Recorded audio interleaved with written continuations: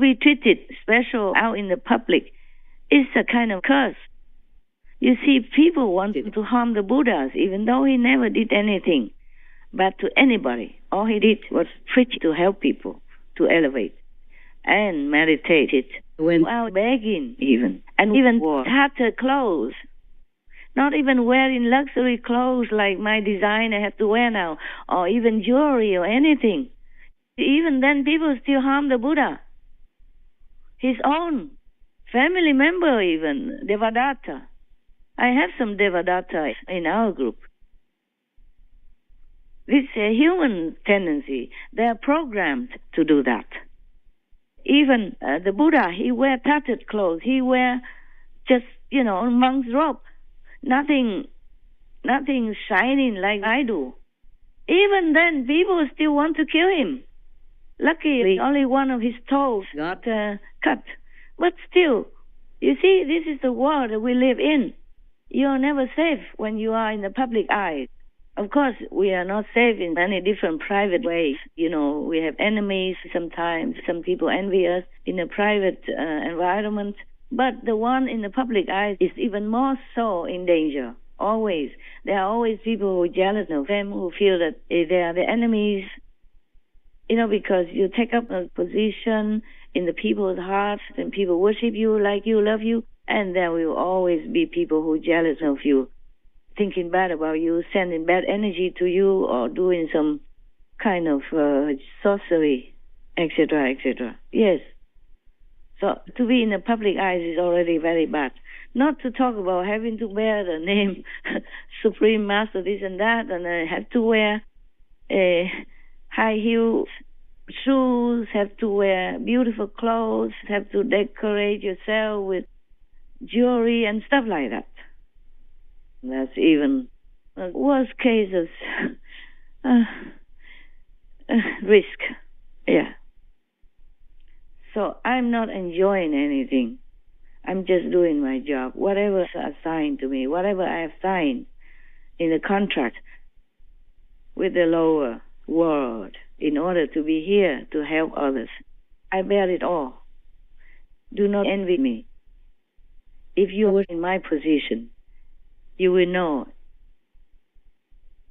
it's not a life that you wish to have. So being a normal person anonymously is the best blessing. Even if you don't have a lot of money, you have enough to use, that's the best in the world to live with.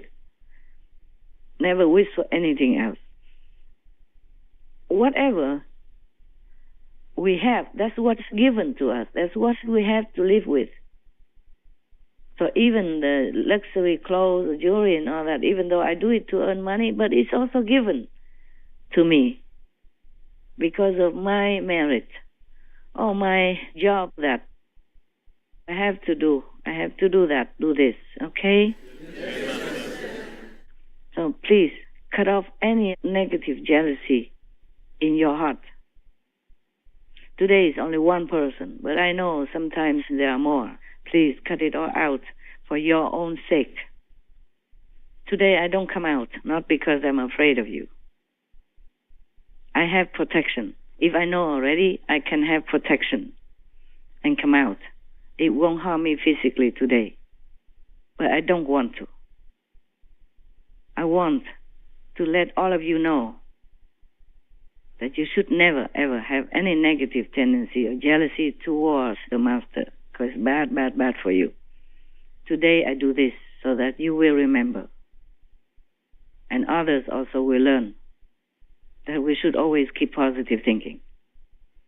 And you also have to know that the Master is not living on a bed of roses, because heavy lies the head that bears the crown, always since the beginning of the history of mankind.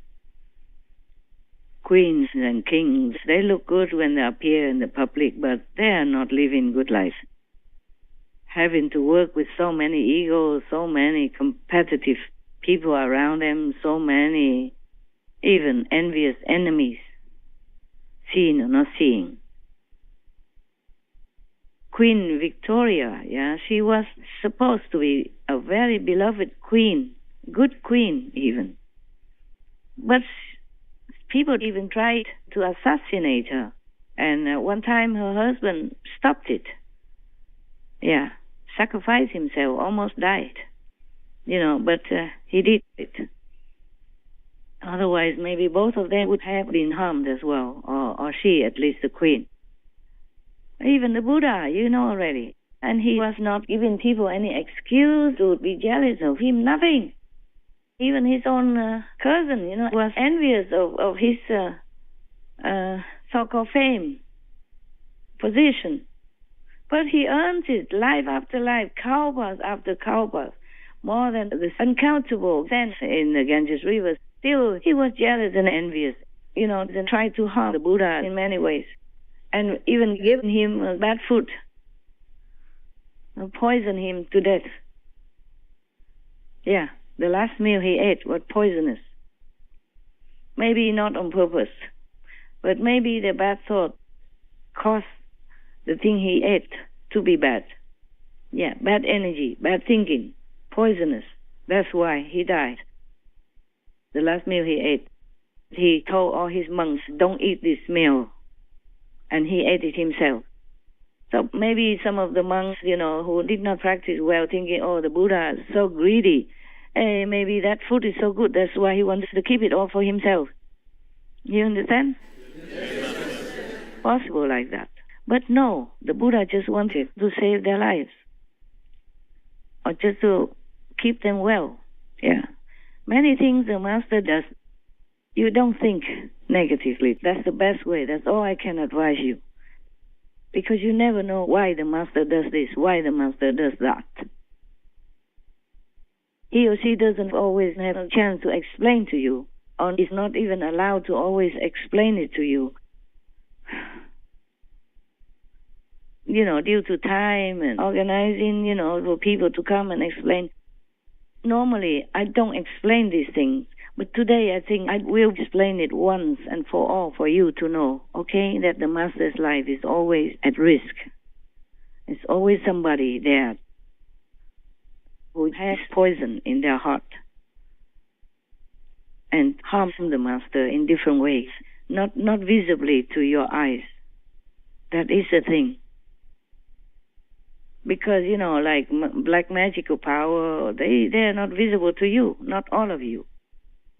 Or some bad energy is not visible to you, bad vibe is not visible to you. Not always, but it's not, it's not like it never happened. Yeah, it happened. All these decades, it happened. So sometimes Master got sick, because he could not cancel the gathering or could not explain it and all that kind of things. Originally, I did not think that I would talk to you today and explain about this because it's negative things and I did not want to. But then heaven told me, tell them. Yeah, I thought, okay, then I will tell you. Do you understand now why I told you? Yes. I hope I don't have to tell you again. All the Taiwanese, do you understand now? Yes. Okay. And even sometimes it doesn't affect the Master, but affects other disciples, who came and gathered. And makes them do weird things or wrong things. So it harms them in some way also. Boosts their ego up suddenly or makes them feel suddenly important, and then they do some weird things. Just like now. I want to call and talk to you, and one person kept answering. And then I said, okay, now switch it on loud so that everybody can hear. He didn't do it. And I kept waiting so long, and then I had to cut it off. I had to turn the phone off. And then I called again and told him, and then he didn't do it. Maybe he didn't know how. He didn't know how to handle this telephone to turn it on loud, to connect it to the loudspeaker so all of you can hear. But if he did not know how, he should not sit there. Just because he's a manager or he's whatever big shot in here, it's not his job to be there. It's a job for the technician, for the technical, personnel who handle it. Not because he's a manager, he can sit there. You understand what I'm saying? Yes. Not because you're manager, you can just sit anywhere and do anything just because you are a weak shot. No, that's the ego. Even your master, she's not pretending that she knows everything and doing everything. She's not going to connect the pipe for herself to get water. She's not going to connect electricity to have her lights on. You understand? Yes. Why? It's not my job. Even if I can, I won't do it unless it's emergency and nobody else around. But if you don't know anything about the technique, about microphone, about telephone, or loudspeaker, then you should not sit there and hinder the master to talk to the public, to the assembly. Do you understand? Yes. And for that, you create a bad karma for yourself because it's concerning many thousands of people as a bad karma, a big accumulated collective karma on you. Do you understand? Yes. Okay. So don't think the master is so strict. He just answered the phone 2 times. He did not turn on the telephone for the public and master kicked him out. No, not me. It's the karma that he made. Do you understand now? Yes. Taiwanese, you understand? Yes. Okay. 不要每一次都怪师父做这个做那个，我是师父为什么罚他？不是他们自己造出来的业障，懂吗？Good. 记得清楚 okay? It's not the master that wants to punish this person or that person or kick that person out or fire that person. It's not. It's the accumulated karma they did for themselves. Do you get that? Yes? Yes. Okay. I keep repeating. You try to remember. Okay? It's serious. So your ego is your worst enemy. Don't ever let it come up. Before you do any action, think again. Oh, should I do this? Is it proper for me to do this? Is it good for me or not? Don't think about good of the world or anything yet. Just think, is it good for me to do this? If it's not, then don't. Whatever's not good for you because it's wrong, then it will be also automatically not good for people around you or any beings around you. Capish? Yes. Right. So now you know everything. Logically, I have explained it to you. So you could forgive me for not coming out today. Huh? I would have liked to. Okay? Yes. So now you can go home, whoever needs to go home because they cannot do retreat. And whoever stay for retreat, just stay. Okay? Do your job, do your meditation. That's all you do. Okay? Yes. And I thank you all the 1,000 plus personnel who are sacrificing your time and your family coziness or warm love to come here to help to run the errands, however small or big, to keep the retreat smooth. Thank you for sacrificing your time and anything else that you like in order to come here to help to do all the errands that I alone cannot do. So you also partake in the merit, in the assisting to help the world, to help your brother and sister in the retreat. And whenever you have time during your work or after your work, please also meditate wherever you are, in your position, in your job, in your situation, okay? Yes. So that you can also partake in the retreat after you work. During the time when you have 5 minutes, you sit, meditate. 2 minutes, you sit, meditate in your area, okay? In your office or in your kitchen or in your working or sleeping area, whatever, okay? You do. All of you should concentrate to meditate more intensively during this retreat, even if you do your work. So all of you understood everything I said? Yes. Okay, try to remember this, okay? Yes.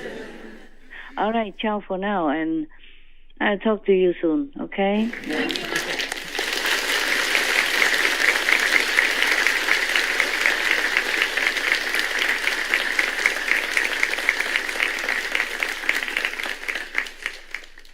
God bless you for supporting my ideal to help the world in any way.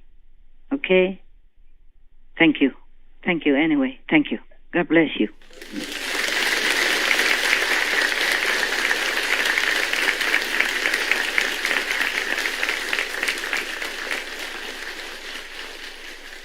Yeah, I mean your heartfelt support, okay? I don't mean financial or anything. I mean you support me in your heart.